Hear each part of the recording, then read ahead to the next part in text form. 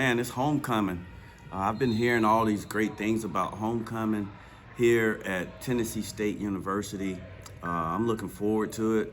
I'm looking forward to our young men, our student athletes getting a chance to interact with the student body and alumni. Looking forward to us being able to interact with the student body and alumni. A lot of festivities, but the work is still in the field. We still have to go out and get ourselves prepared for a good Howard team that'll be coming in here.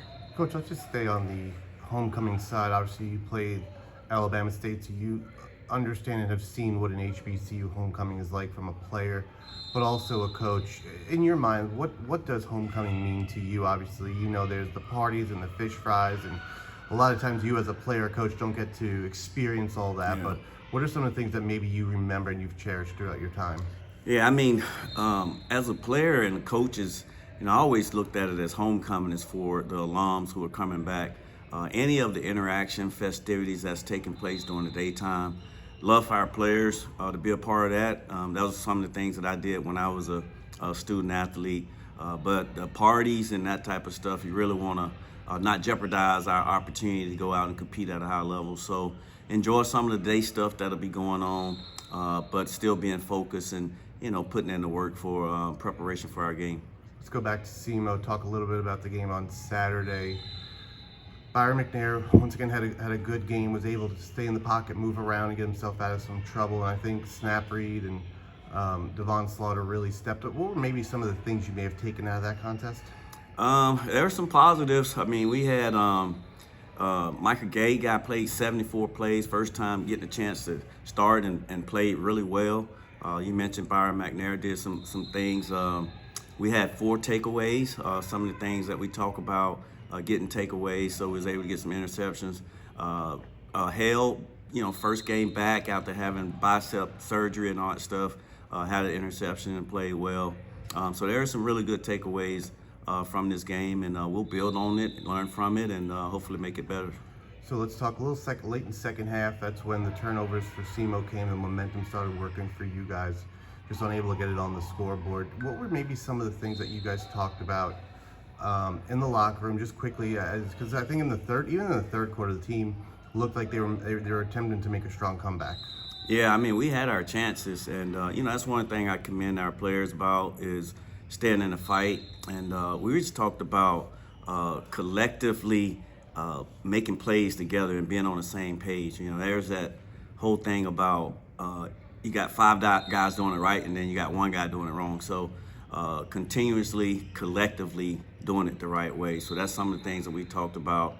I was proud of our guys and how they finished the game. They stayed to the bitter end, competing in the game, and that's what we expect from them. Zach Simmons-Brown, 50-yard touchdown. How did that play get drawn up for him? I know SEMO had done a really good job kind of stopping the line, but Zach found a way to get through. Yeah, we had some set runs that we wanted to run against SEMO, trying to get on the perimeter a few times.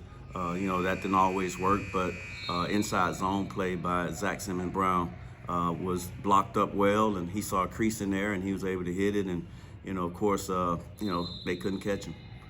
Let's look at Howard, team coming in 3-3 on the season. They've yet to even play a traditional home game. They played against Hampton over at Audi Field, which is a field that you know pretty well from DC, from your time with the Defenders. What do you see from this team coming off a loss to Sacred Heart on Saturday? Yeah, well, they're well coached. They play hard. They're really good in special teams. I mean, they run the pro-style punt, which is different than all the other opponents that we've played. Offensively, they want to be able to run the ball. They're doing a lot of wildcat stuff with number 2, bringing him in the game. So we got to be prepared for that.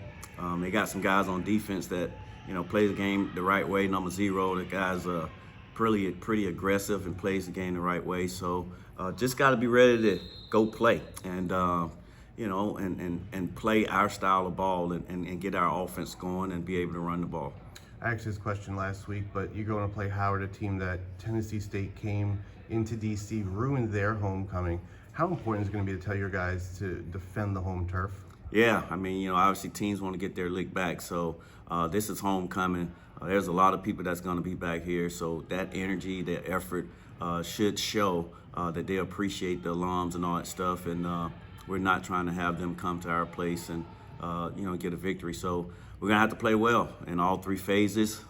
This game has to mean something to us. Not saying that the other ones didn't, but this is homecoming, Tennessee State homecoming, and we're looking forward to seeing everybody come back, and actually want to put on a good show for them.